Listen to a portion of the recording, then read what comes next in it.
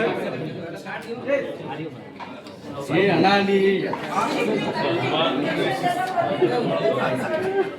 ಆರಾಮಾಗಿ ನೋವಿನ ಸಂಗತಿ ಇದೆ, ಬಹಳ ದುಃಖದ ಸಂಗತಿ ಆಗಿದೆ.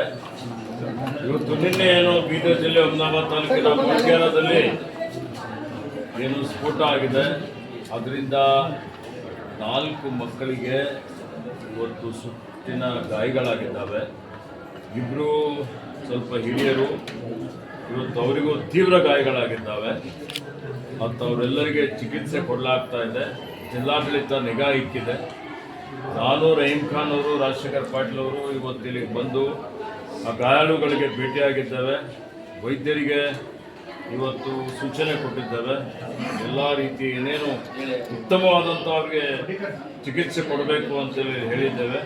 ಜಿಲ್ಲಾಧಿಕಾರಿಯವರು, ಮುಖ್ಯ ಕಾರ್ಯನಿರ್ವಾಹಕಾಧಿಕಾರಿ, ಪೊಲೀಸ್ ವರಿಷ್ಠಾಧಿಕಾರಿ ಇವರೆಲ್ಲರೂ ಇವತ್ತು ಈ ಒಂದು ಘಟನೆ ಬಗ್ಗೆ ಪೂರ್ಣ ಪ್ರಮಾಣದಲ್ಲಿ ಇವತ್ತು ತನಿಖೆ ಮಾಡುವಂಥದ್ರ ಬಗ್ಗೆ ಮತ್ತು ಯಾಕೆ ಆಗಿದೆ, ಏನಾಗಿದೆ, ಇದರ ಹಿನ್ನೆಲೆ ಏನಿದೆ ಅನ್ನುವಂಥದ್ರ ಬಗ್ಗೆ ಇವತ್ತು ಅವರು ತನಿಖೆ ಮಾಡ್ತಾ ಇದ್ದಾರೆ.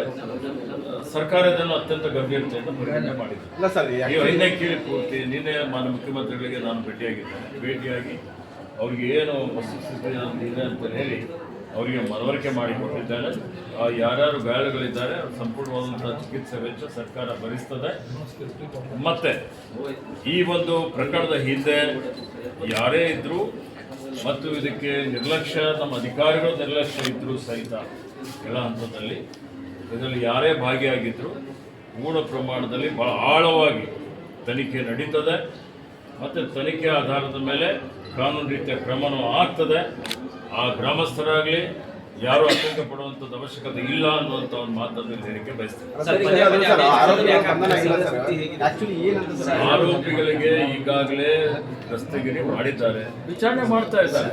ವಿಚಾರಣೆ ಹಂತದಲ್ಲಿ ನಾವು ಈಗಾಗಲೇ ತನಿಖಾ ಅಧಿಕಾರಿಗಳು ಇವತ್ತಿನ ದಿವಸ ವಿಚಾರಣೆ ಮಾಡುವಂಥವ್ರು, ಅವರು ಮಾಡಿ ವಿಚಾರಣೆ ಆದಮೇಲೆ ಇವತ್ತು ಪಬ್ಲಿಕ್ ಡೊಮೇನಲ್ಲಿ ಮತ್ತು ಮಾಧ್ಯಮದವರಿಗೆ ಕರೆಸಿ ಮಾಹಿತಿ ಕೊಡ್ತಾರೆ. ಪದೇ ಅದೇ ಸ್ಥಳದಲ್ಲಿ ಘಟನೆ ಆಗ್ತದೆ ಸರ್, ಯಾಕೆ ಕ್ರಮ ಕೈ ತಗೊಂಡಿಲ್ಲ ಮೊದಲೇ ನೀವು?